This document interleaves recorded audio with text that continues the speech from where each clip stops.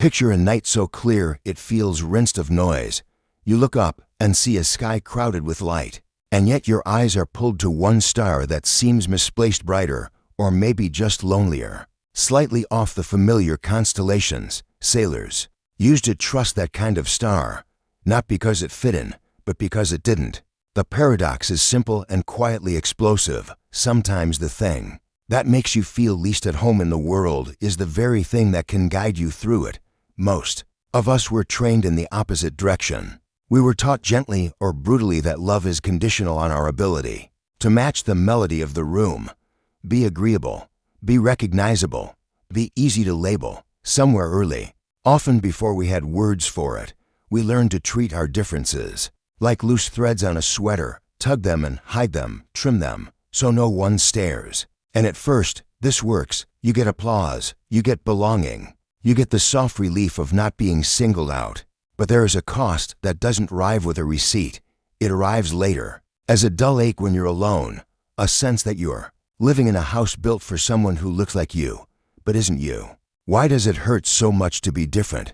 Because difference feels like danger in a species that survived by staying close to the fire. To stand apart once meant to be exiled, and exile meant death. So the nervous system still flinches when your truth threatens the tribe's comfort. Your throat tightens before you say the unusual thing. Your hand hesitates before you make the unconventional choice. Your mind looks for reasons to be reasonable, which often means to be safe. But here's the twist. The same instinct that protects you from exile can exile you from yourself. When you contort to fit, you may win a seat at the table, yet lose your appetite. You may gain a role and slowly forget your voice. You may become a masterpiece of adaptation and feel secretly homeless inside your own skin. So tonight I want to invite a radical, tender question, not a motivational slogan, but a real inquiry you can sit with like a cup of tea. What if your difference is not a mistake in the design?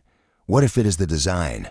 What if the strange angle of your mind, the odd timing of your heart, the way you notice what others miss, or feel what others rush past? What if these are not obstacles to love, but doorways into a deeper kind of love? Not the love that says, be like us, the love that says, be more you. We'll walk toward that love together, slowly, honestly, because to love what makes you different is not to become louder or shinier. It is to stop treating your own nature like contraband. It is to let the star be a star, even if it sits slightly off the map. And yet, the moment you begin to consider that possibility, another voice tends to rise up in you, practical, worried, sometimes cruel. Yes, but people won't understand. Yes, but the world rewards normal. Yes, but I tried being myself once and it hurt. That voice is not your enemy. It is a historian. It remembers every time being different cost you something. A laugh in a classroom, a silence at a dinner table, a look that said too much or not enough. It has evidence. It is trying to keep you alive.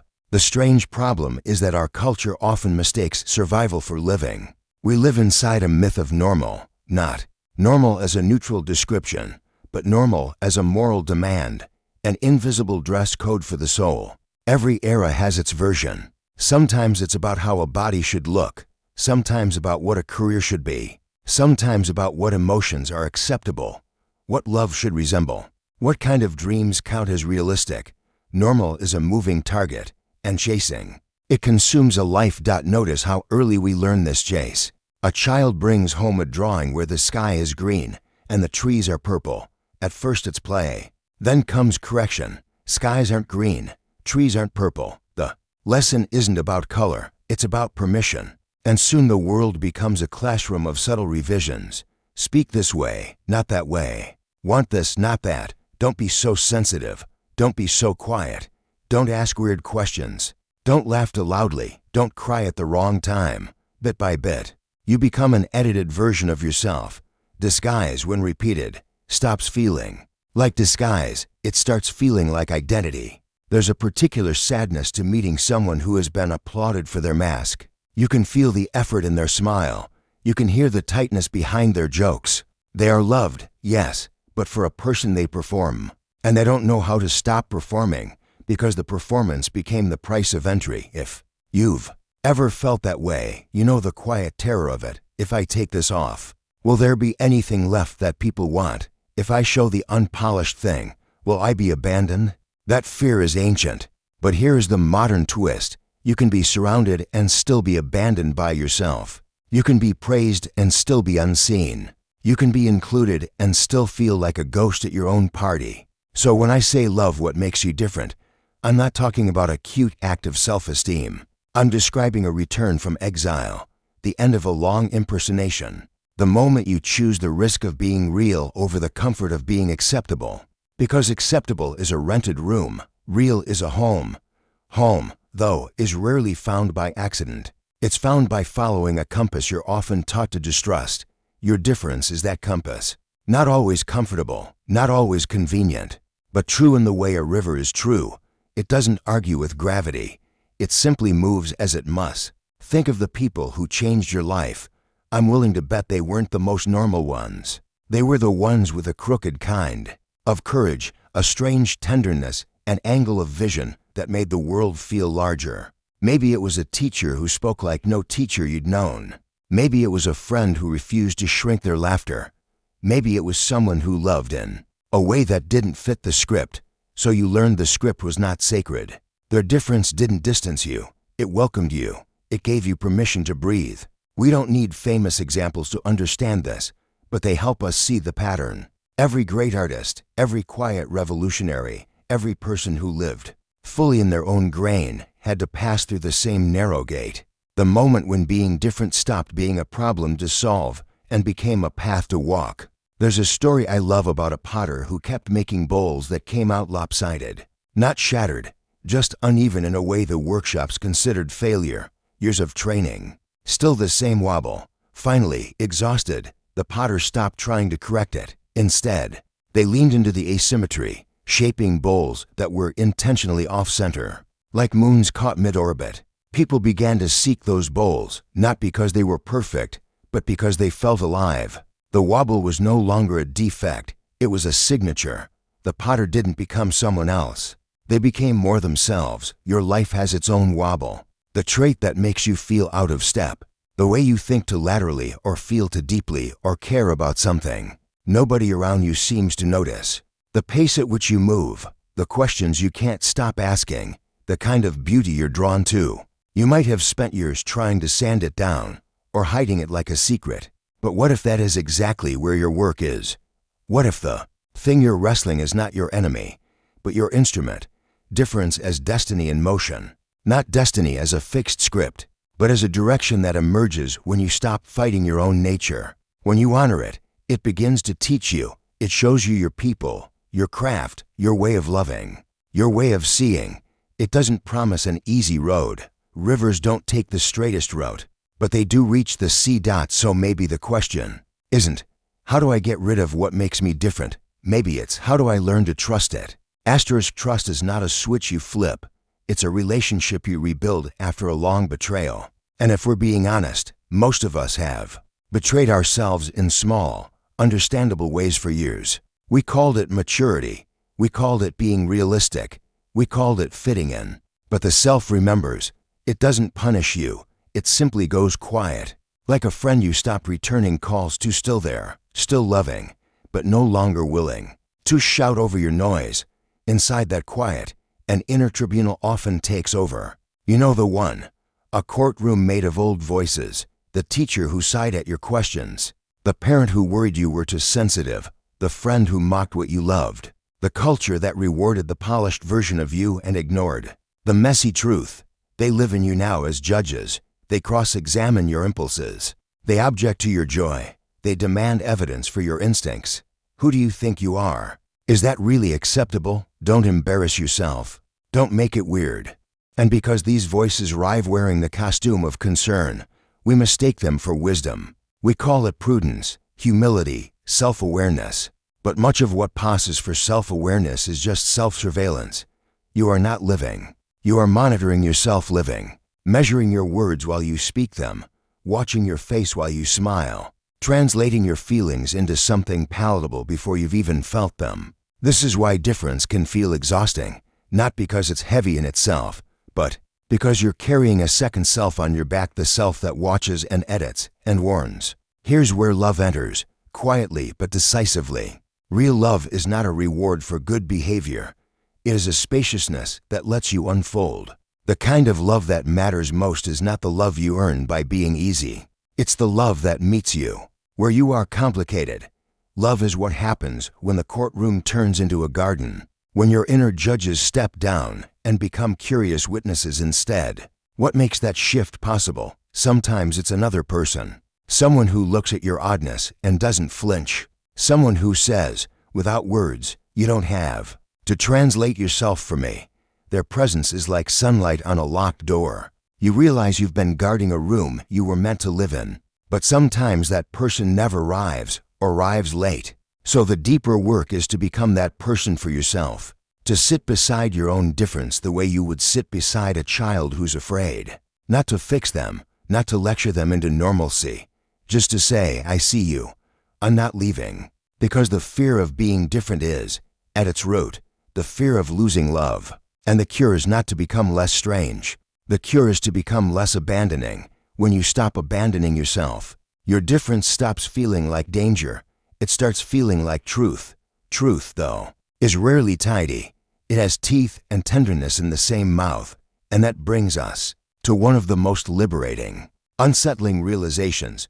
The things you call your flaws and the things you call your gifts often grow from the same root. We like to separate ourselves into neat piles, strengths on one side, weaknesses on the other. But a human being isn't a filing cabinet. You're more like a braid. Pull one strand and the whole pattern shifts. Consider the person who feels too much. For years they may have heard you're so sensitive as a criticism, the way a storm cloud hears someone complain about rain, so they learn to armor up. They call their sensitivity a curse. Yet that same sensitivity might be the source of their empathy, their artistry, their ability to notice the tremor in another person's voice and respond with care. The wound and the gift share a bloodstream, or the person who can't stay in one lane. They think in spirals, not lines. They start projects, drop them, start new ones. Scattered, they say, undisciplined. But that restless mind might also be a wild kind of intelligence and ability to connect ideas. Others keep in separate rooms. Their difference looks like disorder from the outside, and like discovery from the inside. What if your shadow is your gift wearing a coat you don't recognize yet? There's a reason we resist that thought. If the gift and the shadow are entwined, then you can't just amputate the part you dislike without losing something you need. You can't become normal without becoming smaller. You can't sand down your edges without flattening your spark. That's why many people who finally achieve acceptance feel a strange grief. They got what they were told to want, but the price was a quiet disappearance. Integration is the alternative, not the denial of your rough places, not the romanticizing of them either, but the honest befriending of them. Integration says, I will stop making war with my own nature. I will learn what it is trying to protect, what it is trying to express. I will let my so-called imperfections teach me their hidden skills. This is slow work. Some days it feels like walking into a house you once fled and finding it full of dust, cobwebs, and old letters you never read. But the only way out of self-rejection is through the tenderness of seeing why you became who you became. And as you do, something surprising happens. The story you've been telling about yourself begins to change. Not because you invent a shiny new narrative, but because you finally include the chapters you edited out. The weird chapters, the painful ones, the ones that didn't fit the public version of you. You become whole, and whole is always a little strange, yes, and useful. Because once you stop treating your difference like a private embarrassment, it quietly becomes a form of service. Not service in the dramatic sense of saving the world in a single gesture, but in the simple, human way your existence gives other people permission to exist. We underestimate how hungry the world is for that permission. Most people you meet are carrying some unspoken mismatch between who they are and who they think they're allowed to be. They're improvising normalcy the way actors improvise a scene they never rehearsed. So when someone walks in wearing their own soul without apology, not aggressively, not performatively, just honestly, it rearranges the air. It tells the nervous systems around them, maybe I don't have to hide either. Maybe there's room for me here. That is how difference becomes love. Not a badge, not a brand, a lighthouse. Think of all the times you felt seen by someone simply because they were unashamedly themselves. You didn't need them to explain. Their presence was the explanation. Their odd joy said, there are other ways to be human. Their refusal to shrink made your own shrinking feel optional. They might never know they did this for you, but they did, and you can do it too. Not by trying to be different, but by no longer trying not to be. The self that emerges from this is not a harder self. It's a softer one, a self that doesn't waste energy on inner policing, a self that can love others more generously because it no longer fears uniqueness as a threat. When you accept the strange geography of your own heart, you stop demanding that other hearts follow a single map. You also begin to relate to time differently when you're chasing normal. Time feels like a deadline. You're always late to becoming the person you think you should be. But when you love what makes you different, time becomes a companion. You're no longer running toward an imagined finish line. You're walking with your life as it is, listening to where it wants to go. Will everyone applaud this? No. Some people are committed to a world where love is a cage and your freedom unsettles them. Let that be their weather. You are not responsible for their climate. Besides, the goal was never universal approval. The goal was to stop living at war with your own breath. So let's close gently. Imagine that star again, the one that didn't fit the familiar patterns. It wasn't wrong. It was just itself. It kept shining without asking what the other stars thought. And because of that, someone out at sea found their way home. You are allowed to be that kind of light, not the light that imitates, the light that reveals. Love what makes you different. You might be someone's wayfinding. You might be your own.